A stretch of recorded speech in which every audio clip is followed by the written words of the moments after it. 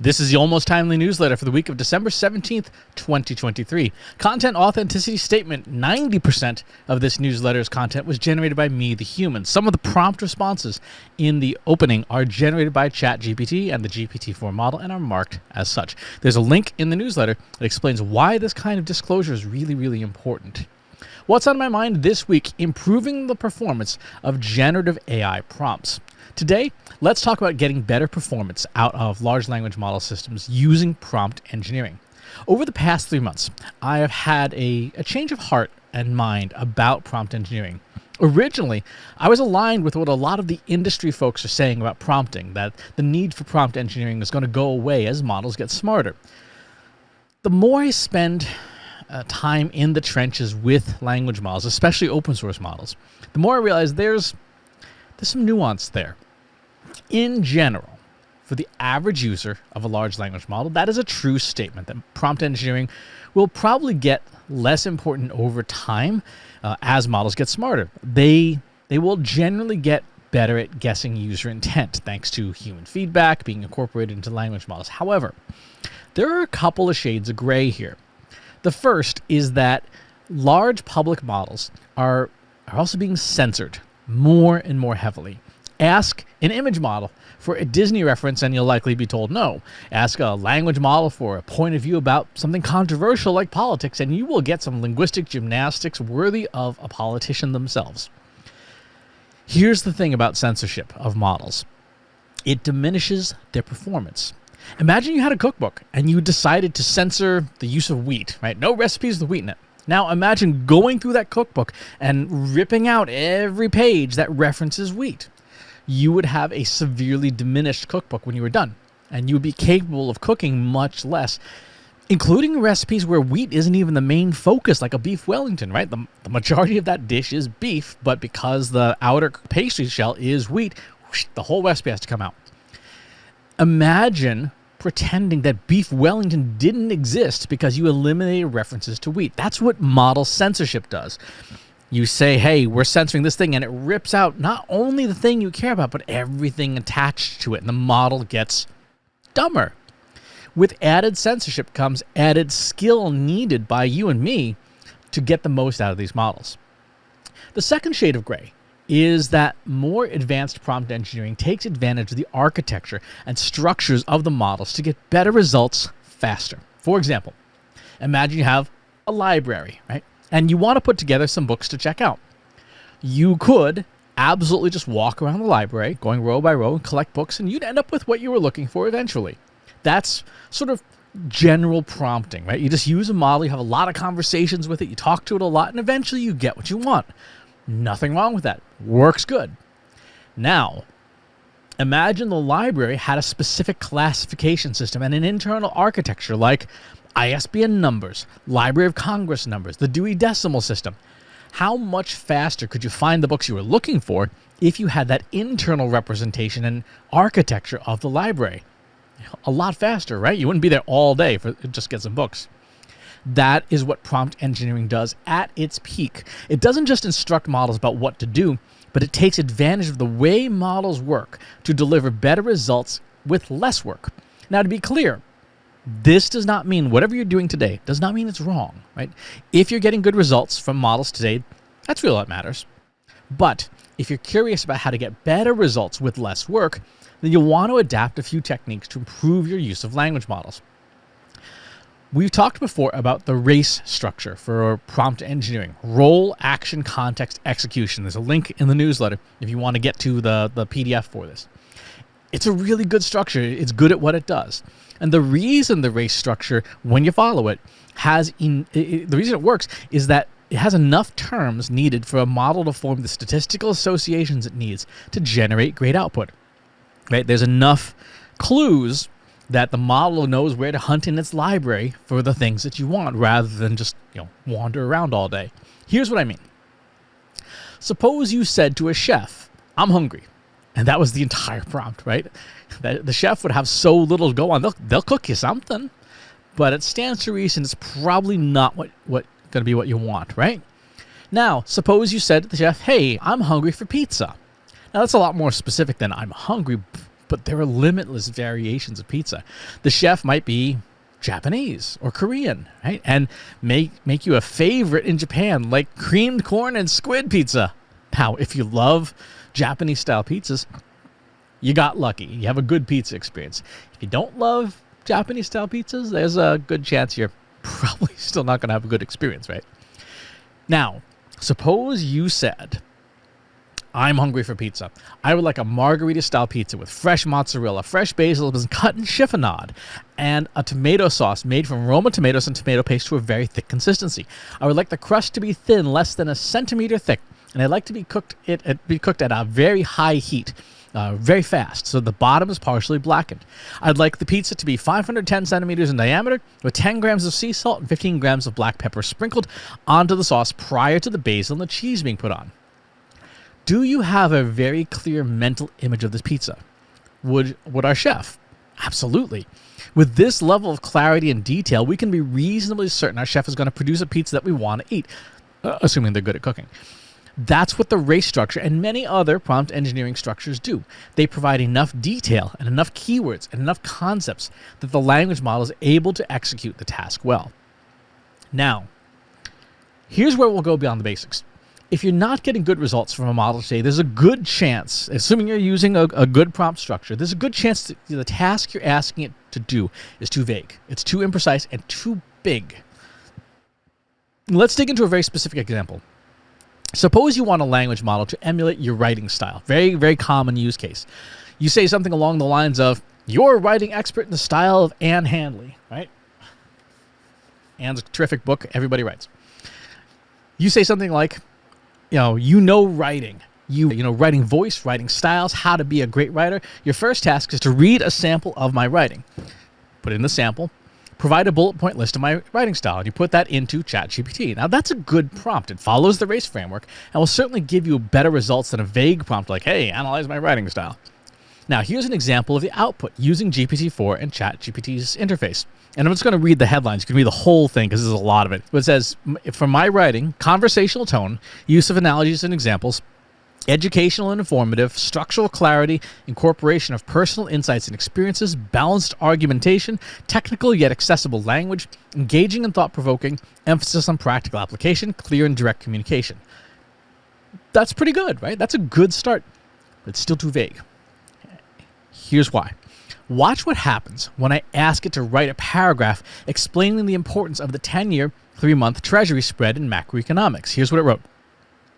Imagine diving into the world of macroeconomics like you're flipping through a cookbook where the 10-year, 3-month Treasury spread is a key ingredient, much like salt in a recipe. Picture the 10-year Treasury bond as a hearty stew, taking time to simmer and develop flavors, and the 3-month Treasury bill as a quick, refreshing salad. The spread between them, the difference in their yields, is crucial in predicting the economy's health, akin to a chef tasting and adjusting the dish. When the 10-year yield is higher, it's like having all the right ingredients for a robust economy, but when this spread narrows or inverts, imagine your quick salad taking longer than your stew. It often signals economic downturns, like a chef sensing a recipe might flop.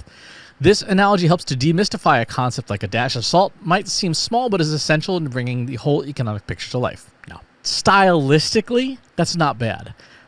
Boy, is it confusing. I don't even know what it said, and I know that that TED spread pretty well. No.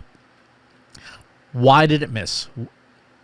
For a couple of reasons. But did it get my style of writing down? Yeah, kind of. Writing style is too big a task for a language model to produce in one shot.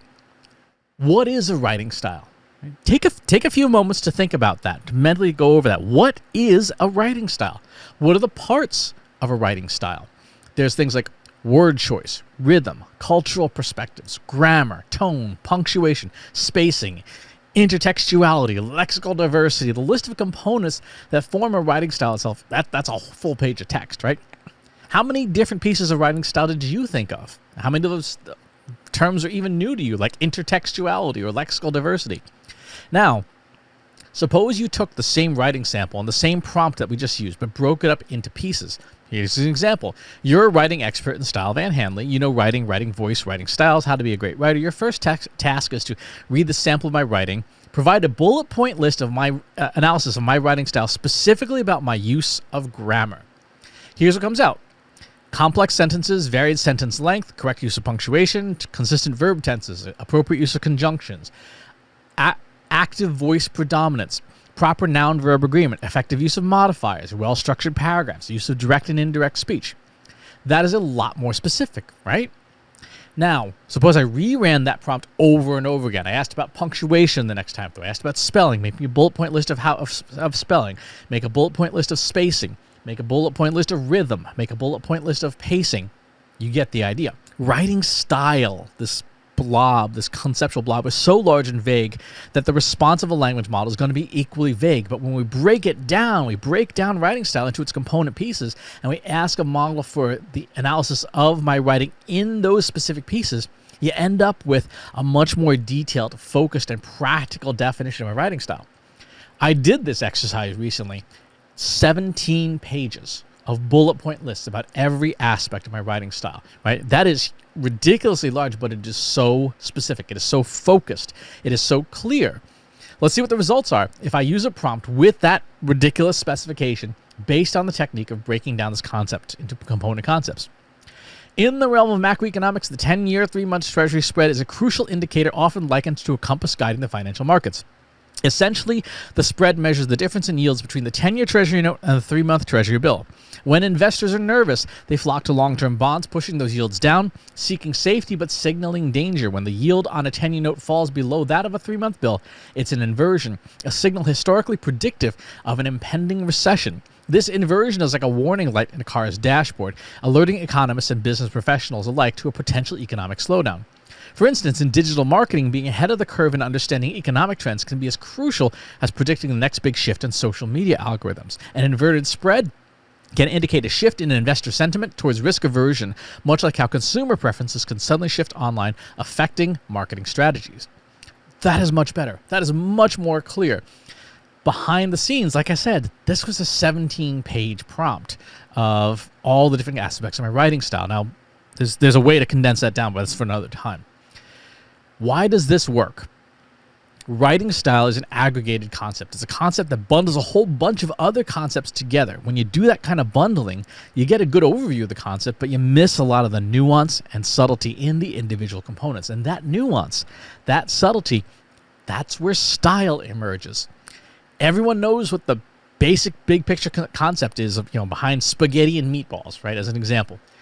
Everyone knows what that is. It's spaghetti with meatballs and some kind of sauce.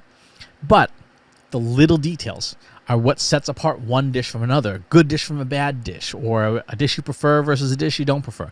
Maybe it's got garlic and butter. Maybe it's got pork instead of beef, or whatever the protein is. Those little details are not going to be captured in the big picture. Right? And if you just say, hey, spaghetti and meatballs, as opposed to, well, what's the sauce? What's the meatball? What's the pasta? What's the pasta shape? How long do you cook the pasta? What order do you put things together in? That level of detail is where the specifics come out. And when you're doing language model work, you need those specifics if you want to more accurately capture the outcome. Anytime you're not getting results that are what you want with prompt engineering and language models, ask yourself whether the task is broken down in enough detail that the model knows what to do.